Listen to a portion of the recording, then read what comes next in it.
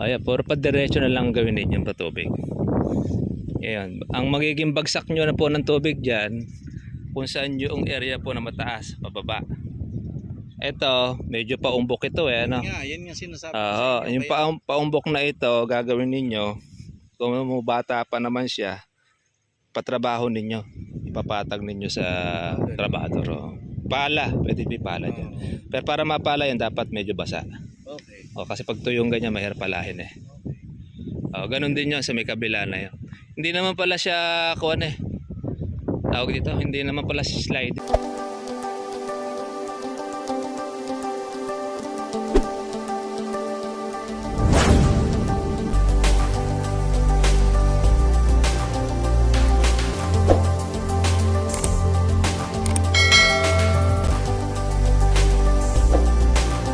Oh, 12 feet by 24 feet 12 yun, sir. 15 feet na kuwan siya. Maliit lang. Maliit lang ang kuwan niya. Kaya ang dami pa nating open spaces. Kaya pa pwede palang malagyan pa. Dati ko ito, kapili ko yan. Pero nag-stop na ako.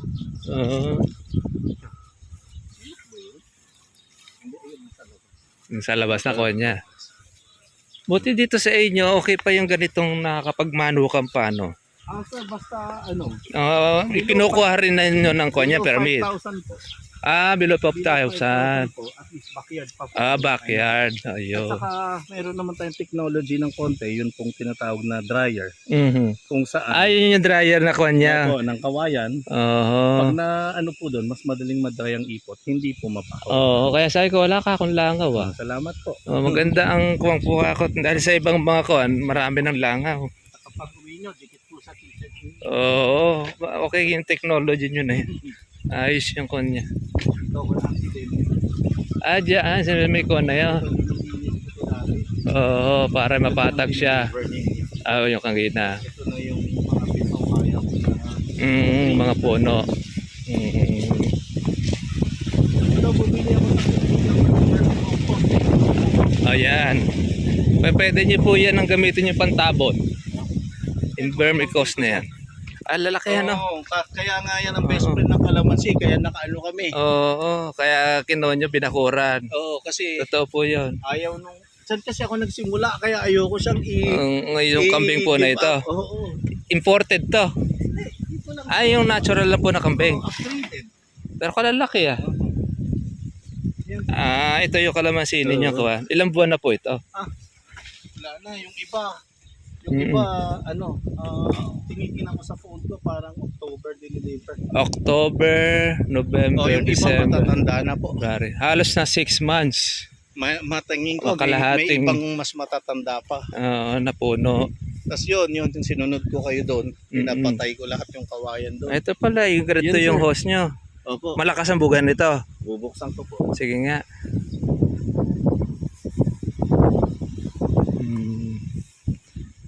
Ayan yung submersible, ano? Doon po tayo titingin. Tingnan natin. Sir, to, ba't dream ko rin to, kaya sinubukan lang namin. yung talong? Sa gitna. Pag sa gitna. Halatakan. Madali lang i-develop ito. Yes, sir. Meron pa pala kayo mga host din eh. Kasi pag water is life, sir eh. Pag wala pong tubig. Iba naman, nakakatuwa na. May ba mga malabong na iba, ano? Hindi naman ako mabubuhay sa tuwa.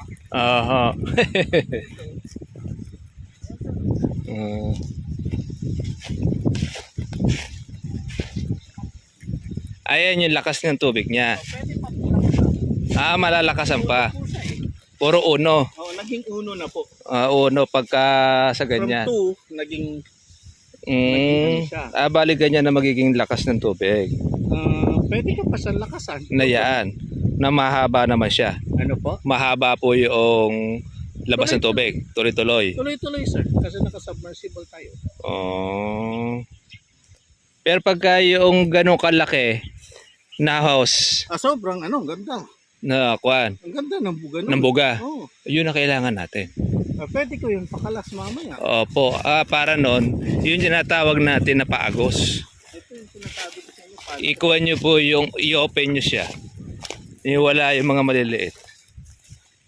Kasi yung mga maliliit na ito, nadi-divide niya yung tubig eh. Kasi dalawa nga eh. Isa doon. Oo, sa kabila. Hindi ko sir abot yan. Hindi Yun umaabot. lang po yung aking block. Yun lang po yung, Yung mga block niya. ko. Opo. Kasi dati yung block ko na yun. Hanggang doon lang sa red gate. Sa red gate. Ito, sir, Kaya habang lumiliit siya. Hindi pa kita nasun. Ayaw makinig sa akin ng tao eh. Sabi Sabi ko lagyan nilang letter Y. Na ganong to. opo, dapat meron yan, no? Oo. Saan siya nakakapit? Dito. Diyan lang. Oo. Sinabi ko na sa kanila eh. Tukod. Lagyan nyo ng Y. Pag wala po ganyan na tukod siya, pwede nyo na siyang talian po ng tinatawag natin na straw. Okay. Yung malaki. Kahit wala siyang Y, at least yan, hindi siya laro ng laro.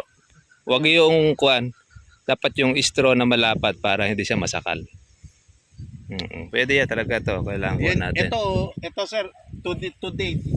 Sinunod ko rin kayo, tinigang ko. Hindi pa ako nagdidilig, ngayon lang. Ngayon lang po kayo Hindi magdinig. pa. Di pa. Kasi sabi nyo, 20 days eh. Oho. Kaya hindi ko yan dinidiligan. Hindi niya pa dinidiligan siya. Inintay ko yung advice nyo. Para magbulaklak siya. Paano ba yung ganito? Ilang beses ba ito dinidiligan? Pag may bunga ng ganyan. Paano yung ganitong wala? Na walang bunga. Tingnan ko yun naman yung advice na Na wala rin bulaklak. itlog na ba yung Yung dahon. Nag-uulan po ba rito sa inyo? Hindi masyado. Sir. Hindi masyado. Ganito po, ganito. May mga bulaklak na pala iba at may mga buko na, no? Papatayin ko na sir. Sige po. Ito may buko na ito. Opo. Nakakatuwa naman eh. Maganda naman yung pagkabilog. Pero how to make it kasi sa inyo sir ganito eh. Ang 1 year old. Ito yung mga may sira. Yan. Ito yung ganyan. Sayang. Habang lumalaki yan, nagkakaroon siya ng ganito. Yung bukol-bukol. Talaga? Pag maliit po kasi ganito, hindi po masyado pong mapapansin. Dami pa naman. Pero may matitira din naman. Sayang. Yun yung kuan na kailangan yung timplado ng gamot natin. Makuha natin siya. Ma-experience. Sayang eh. Kaya siguro namuti ito ng bulaklak. Yes. Yun.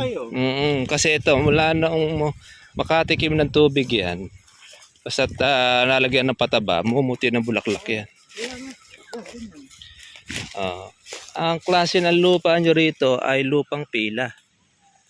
Na matigas siya kapag hindi natutubigan. Yes. Pero Okay yan. very rich siya. Brown po eh. Brown siya, pwede siya. Pwede nyo po rito ihalo, magkuhan po kayo. Yung mag-organic kayo ng tayo ng manok. Kailangan lang, wag yung sariwa nyo ilalagay. Dapat yung soil na siya. Ito, lalabasan ito maraming bulaklak. Kaya nga, nakakatawa ko eh. Kasi we do not know how to... Paano magtuloy? How to take care of it. Parang... Ito. Pag nabusog po ng tubig, ito yung sinasabi natin sa inyo, na ito, pag nadaanan lang ng tubig, nasa balat lang. Ganun. Kailangan dyan, di ba sabi ko po yung kwan dito. Wala naman kayo rito pala yung sabi ko sa'yo, hindi pala nakaslope to. Akala ko slide. nakaslope eh. Doon sa may taas sa may gitna na yon, doon nyo pa agusin, papunta rito. Ang gagawin nyo lang dito, meron ba kayong nag-aararo rito? Wala. Meron akong pang-araro. Ayun, pang-araro, araruhin nyo itong isang diretso na yan. Ganon? Isang linya. Sige. Tapos doon sa kabila, dito rin.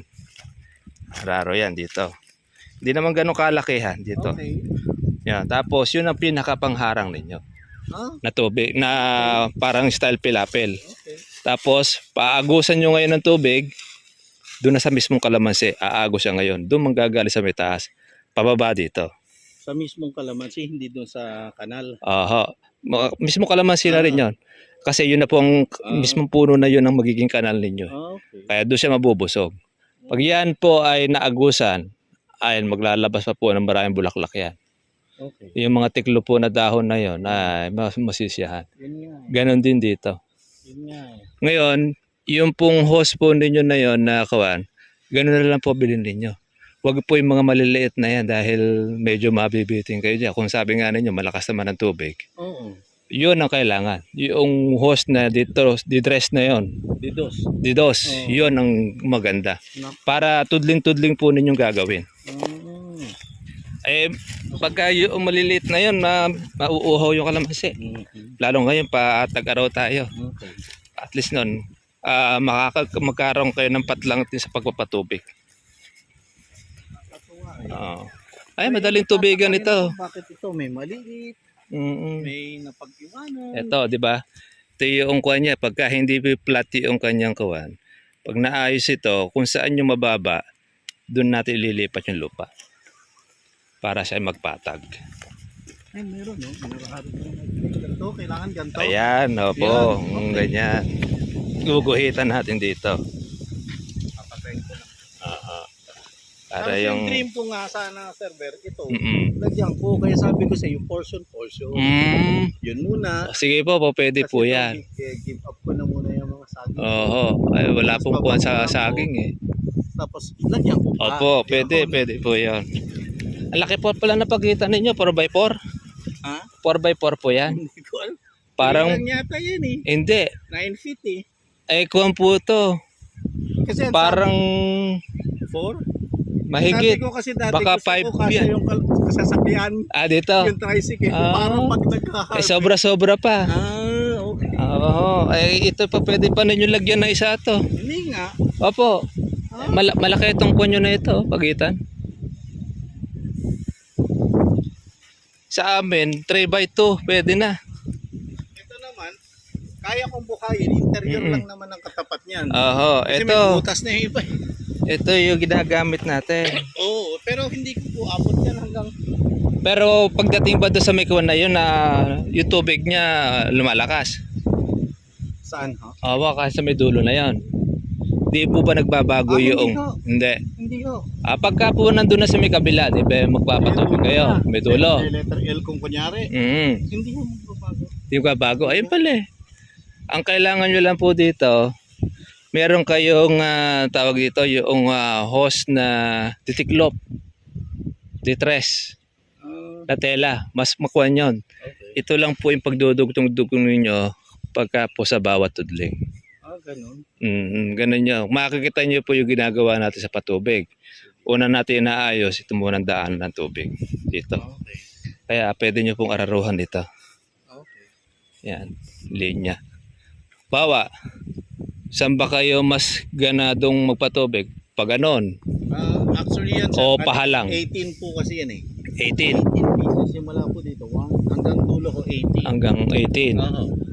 Ayan, puro pa diretso na lang gawin ninyo yung patubig. Ayan. Ang magiging bagsak nyo na po ng tubig dyan, kung saan yung area po na mataas, pababa. Ito, medyo paumbok ito eh. Ano? Yan nga sinasabi ko sa inyo. Yung paumbok na ito, gagawin ninyo, kung bata pa naman siya, patrabaho ninyo. Ipapatag ninyo sa trabador. Pala, pwede pala dyan. Pero para mapala yan, dapat medyo basa.